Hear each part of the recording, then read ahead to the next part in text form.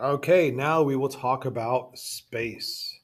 Space is the emptiness or area between, around, above, below, or within objects. So, negative space is the empty area around shapes and forms, and positive space or positive area are the actual shapes and forms. Usually, the positive space is the subject of the work of art. So, in this painting right here, where is the negative space? Yeah, that's it's in the area around her. And then where is the positive space? That would be the girl. So in a figure ground relationship, well, the book talks about a figure ground relationship. So the figure is the same thing as positive space, and the ground is the same thing as negative space. So in this painting by Edward Hopper, can you tell the difference between the building and the background? Yes, it's a very obvious difference between the building and the background. But in this Picasso painting, what is it's hard, even difficult to tell what it's a painting of. It's a painting of a person playing guitar. So this is the head up here. The shoulders are right here and here. There's an arm down coming down here. There's an arm coming down here. These little lines here are fingers. There's these round part right here is part of the guitar. So, it's very difficult to tell which is the person and what's the guitar, what's the background. And the artist did certain things to make it very confusing. For example, everything is the same color, it's monochromatic. So you cannot tell the difference between the person and the background from color. And then also, some of these shapes are not quite closed. So, like right here, there is, it's not. So, does the background bleed into the person? Does the person bleed into the background? We don't know. So yeah, here's another good example of a very weak figure ground relationship. The the subject, the figure, is the same color. His clothes are the same color as the background, and there's parts of the picture that are very difficult to tell exactly where his shoulders end and where the background begins. But here, it's very clear. It's very clear what the subject is and the background is.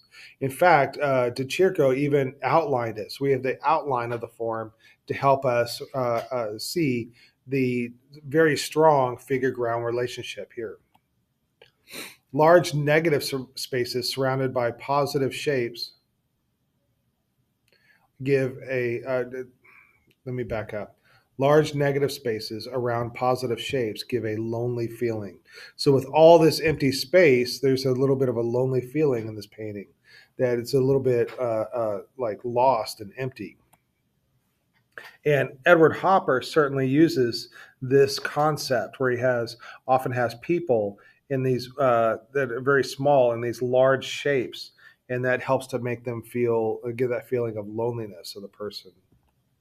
Again, with the Hopper, he has these small figures with large shapes around them, gives a feeling of loneliness. Again, large shapes around people or large spaces around people gives a lonely feeling to them. And here we have people that are not even interacting with each other, and look at the extra spaces that are around them.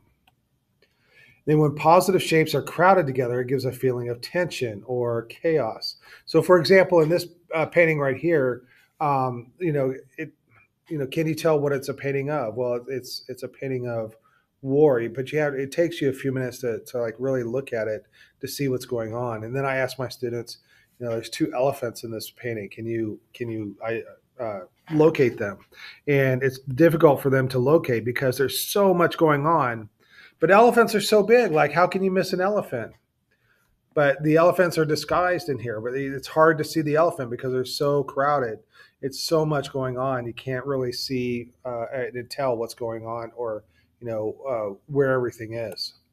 So artists will oftentimes crowd their compositions. Like, I love this painting right here. All these people are in a pool, and pools are meant to be fun. You go swimming and it's a fun time, and you have these brightly colored floating devices, and also indicates that we're here to have a good time. But look how crowded this is. This would not be a good time for me. I would be very claustrophobic in this environment. And again, artists will often crowd the space to give that feeling of tension. And so the artists that we've seen this semester also use that crowding of the space to give tension. Cortona crowds his space. There's so much to look at. Renoir crowds the space of this one. There's so much to look at in a Bosch painting. Michelangelo has so much crowding around. There's so many things. Jean Dubuffet has crowded the composition here. Pollock has certainly crowded his composition with dripping paint. So, when you think of, things that are empty and things that are crowded, that, like I showed you paintings that had a lot of negative space, and then I showed you paintings that had a lot of positive shapes that crowded it up. And by the way, these paintings right here, like these, have zero negative space in them. It's all positive shapes that are filling it all up with very little negative space. All right, so what environment would you rather spend your time in? Would you rather have an excess of empty space, or would you rather have an excess of positive things filling up your environment? Some people like the empty space of the picture on the left. Some people like the coziness of the picture on the right. And then your book says that some artists create positive and negative spaces that reverse themselves to confuse the viewer. And Escher certainly does this with his tessellation drawings. All right, so then let's get into three-dimensional art, because that definitely is about space. So your book defines a freestanding sculpture as a work of art surrounded by negative space. So the statue of David, you can actually walk around and go and see it behind. So then any sculpture that we've talked about in this class that is three-dimensional, that you can walk around, would be a freestanding sculpture. So there's most sculptures that we look at in this class are of that nature, even the abstract ones. All right, these are all freestanding sculptures. And then a relief sculpture, a sculpture that is carved into a wall or a flat surface. And so we saw these two images last semester, but they are good examples of relief sculpture, that they are embedded in a wall. So if you walked behind the sculpture, you would never see it, because then you're on the other side of the wall. And a good example of a low relief, it does not come out far from the wall. It would be a coin or a quarter. So it does not take up much space in your pocket, that you can stack them. And the art historians use the term bas relief for that. Just like Ebenezer Scrooge says bah humbug, art historians say bas relief. And then high relief is sculpture that extends half or more into their actual depth from the background and has deep undercuts. So we saw examples of relief sculpture this year in this semester. So Ghiberti and Brunelleschi used a high relief. And in Donatello's, the foreground is in high relief, but the background is in bas relief to make it look like it's farther back in space. And then how do artists create the illusion of three dimensions on a two-dimensional surface? So a lot of artists will use shading, but in art we call that chiaroscuro, the shading from light to dark. It's the same thing as shading or blending. So in this example, which part of this drawing by Leonardo da Vinci looks the most realistic? And then most students will say it's the hands, because the hands are shaded. They have, highlights and shadows. So it looks like it's more realistic. It's not just the outline of the hand. And so you can see the difference between chiaroscuro and then an absence of chiaroscuro. On the left, we have a Leonardo painting, and you can see the highlights and the shadows. It makes the figures look round. But Manet, he flattened out the lighting. It's almost as if the lighting is coming from behind. Or if you take a flash photograph of somebody, it washes out all the shadows, and therefore you don't have this nice, rich forms. David certainly uses the chiaroscuro and shading to make his figure look round, to make it look solid. And anytime you have, a nude figure, the artist is using the chiaroscuro, not anytime, because the Manet figure, he certainly did not use chiaroscuro to make things look like they're going back into space. But most artists, if they're trying to make their artwork look realistic and make it look like it's really there, and they're trying to be, I guess, yeah, realistic, then they're going to be using that chiaroscuro and the shading to make things look like they are solid and go back into space.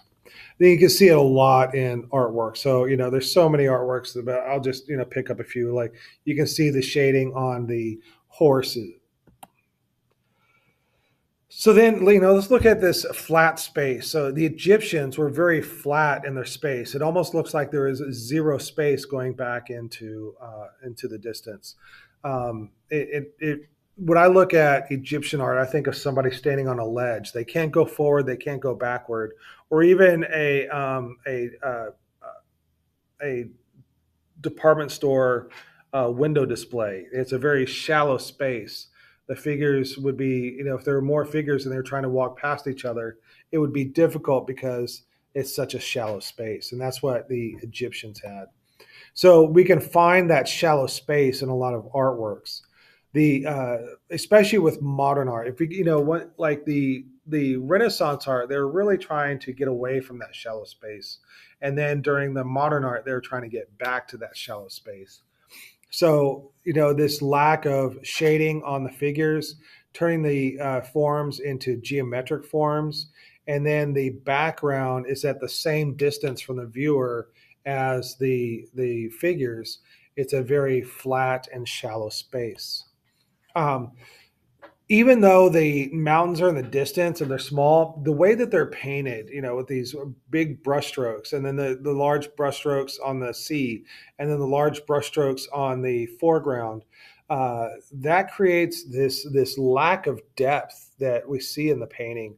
And then also the bright colors in the distance are just as bright as the colors in the foreground. And so we get a sense of deep space in this with the overlapping of things and then the mountains getting smaller in the distance. But the artist reduces that space by making the colors bright, by making all the brushstrokes large. Same thing here. Because of the way the brushstrokes are, it narrows that space. That mountain does not really look that far in the distance because it's painted with the same brushstrokes as the buildings that are in the foreground. And then in this picture by Caravaggio, to me, it reminds me of the Egyptian space because they're all in a row. They're not one person behind another. So, it does look like they are spaced out like those in an Egyptian painting. Again, this is a very shallow space. We see that back wall, so and then the figures are not very close to us. So there's only like a very shallow space for them all to occupy. And then George Braque also shortened that space, compressed that space. So we are looking at a landscape where the buildings go way back into the distance, but because of the way he painted it, he shrunk that distance so that the buildings that are far away are up close, and the buildings that are up close are up against those buildings in the back, and he has compressed that space. So which artwork feels more spacious? Which world would you rather live in? So for me, I'd rather live in the Renaissance world right there, where I could go, I can go into those buildings. I can go way back in the distance and take a hike in the hills. I would feel much more free. Whereas if I lived in the world of that Egyptian painting, I would feel like I'm on a window ledge that I could not come forward, or I couldn't go back, and I would be, almost like attached to the wall of the background. Okay, so how do artists use the illusion of 3 dimensions on a 2-dimensional space? They use perspective. And perspective is a method for creating the illusion of depth on a 2-dimensional surface. So for one way to create perspective is to have a background. The background is the the picture is the part of the picture that appears farthest away from the viewer. So the sky and the hills, that is the background. And then the foreground is the part of the picture that appears closest to the viewer. And that would be this group of large men towards the bottom of the picture. And then the middle ground is the area between the foreground and the background. And so that would be these groups of smaller people, and the buildings would be in the middle ground. There are 6 devices for perspective. One is overlapping, where you have one thing overlaps another. So in this case, the darker blue square overlaps the lighter blue square. Therefore, it is close to us. And if you look at this picture, this painting, you can see a lot of overlapping. Like this guy is closer to us than the building because he overlaps the building. The building is closer to us than the sky and the hills because it overlaps the sky and the hills. And I can go on and on with examples in this picture. Size is another way to make something look close or far away. So when things are close, they look big, and when things are far away, they look small. So in these 2 squares, it is the blue square that looks closer because it is larger. And again, you can see examples in this picture. So for example, the tree that is up close is large, and the tree that is in the distance is small. Placement is another way to make things look close or far away. So in these 2 squares, which one is closer to us? It is the one that is lower in the picture plane. The square on the left is closer, because as things get closer to us in space, they get lower in our picture plane. So if you compare these 2 people that I've circled, the one on the left is farther away because he's higher up in the picture. The one on the right is closer to us because he's lower in the picture. Detail is another way. So, for example, the trees. The trees that are close up, I can see every single leaf on them. But the trees that are in the distance, it is just a blob. And color is a way to make things look close or far away. So in this example of these squares, it is the brown square that is closer to us because it is darker. Not only darker, but it overlaps the others, and it is lower in the picture plane. But as things go back into the space, they seem to get lighter. So if you notice that the hills in the background, as they go back into space, they get lighter. And that is called atmospheric perspective. And the reason why things get lighter as they go back into the distance is because there's more air between you and those things in the distance. And therefore, you're looking through more air that has dust in it, water vapor, gases, insects, just all kinds of things that are in the air. And you just have to look through more of it to see something in the distance. Therefore, it looks lighter.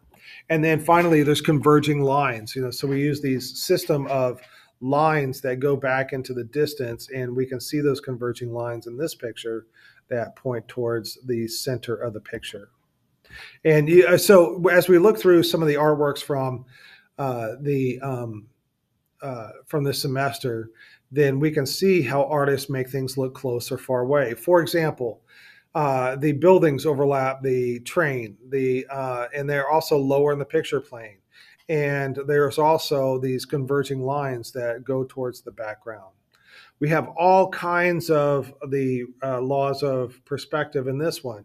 As the people get closer, they get bigger. And as they go farther away, they get higher in the picture plane. And so we can see the Seurat used the laws of perspective in this picture. Back here, the people in the background are definitely smaller than the people in the foreground. And they've lost all of their detail in their image. They're just little silhouettes. Here we can see a lot of loss. One thing we can see is that the mountains get lighter as they go back into the distance. So there's some atmospheric space there. And then there's also, as people go back into space, they get smaller. And then we definitely have a foreground here and a background way in the distance. Here, the artist has flattened that space. So, as I talked with that Manet painting earlier, not only has he taken away any kind of nice rendering or shading, but he had the woman in the background just looks a little bit too big to be way back there. So he has brought her forward by her size. again, here are the size of the people doesn't quite make much sense. That they should get smaller as they go back into the distance, and the people way in the distance should be even smaller than that. But the people in the middle ground, these two figures in the middle ground, are the same size as the figures that are in the foreground. And so the artist has really flattened that space. And then they also used, bright colors all throughout here to flatten that space. Some really good space here that the people look like they. This picture looks like you can really go back into space. You see, as things get farther back, they get smaller. They go higher in the picture plane. They get lighter. We see a lot of overlapping. And here the atmosphere has washed out the space. So here's a good example of that atmospheric perspective. And as you are looking through into the distance, you're having to look through more fog and steam and smoke, and therefore it is getting washed out. So this is an extreme version of atmospheric perspective. Again, with the atmospheric perspective, the rock that he's standing on is very dark, but the ones a little bit farther away are lighter, and the ones way in the distance are very light. So here's a good example of atmospheric perspective. Here we have people as they get closer, they get lower in the picture plane, and as they get farther away, they lose their detail. So the artists are using perspective on this one as well. This one is very flat. Again, it's Manet. Manet makes his very flat. There's very little shading going on, and the figures that are up on the wall look like they're it's right there. It just does not look like deep space to me. Here we have a lot of orthogonals that are pointing the way back into the distance, which is a way that artists can make things look like it goes further back into space. Again, we have the orthogonals, and then as things get farther in the background, they get higher in the picture plane. But it's almost a little bit too extreme in this version, so it almost kind of looks like the floor is like tilted up. Here is an interesting use of the space in this picture because it doesn't quite match up. The back of the table doesn't match. And so there's an odd use of space right here. The pastries on the plate look like you're looking down at them a little bit, but the ones on the bottom look like you're looking at them. And then the oranges are very flat. So the artist has really flattened the space here. And this is a very flat space in the background. Even though like the hills get smaller as they go back, there's not much aerial perspective or atmospheric perspective. That the hills are the same color as they go back into the distance. And then the pattern that is in the waves, it just really looks like she's standing in front of a wall that's painted instead of actually standing on the ocean. And we have this deep horizon line that's way back in the distance. And then here we have the orthogonals that lead us back into the space. The artist used linear perspective on this one. And this one where the space is really compressed because they're using photographs that don't quite go well together. And so, and there's also a lack of shading on this. And it just doesn't like nothing really feels like it belongs. And it's a cutout. They it's a magazine cutouts, and that's exactly how it feels. It shows a lack of space. Even the lampshade, the Ford lampshade in the background, doesn't show any sort of rendering or shading on it. It looks like a flat shape instead of a round cylinder. Here we have some excellent version of shading on these figures. It really makes them look like they are real and in our space. And then down below, we have the figures like falling out into our space. All right, that'll finish us for space for now.